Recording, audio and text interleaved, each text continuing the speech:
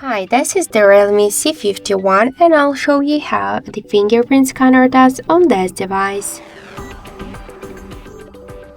So first, I set up my fingerprint to the scanner on the power key button, and now I'll make a couple of tries to unlock the device with my fingerprint, and we'll see how fast this option is and does it works. So let's start.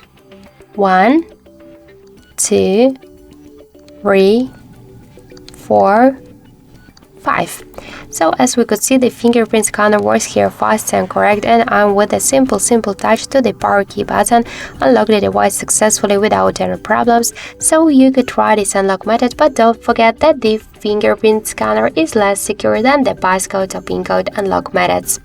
So that's it. Thank you for watching, and if you like this video, leave thumbs up and subscribe.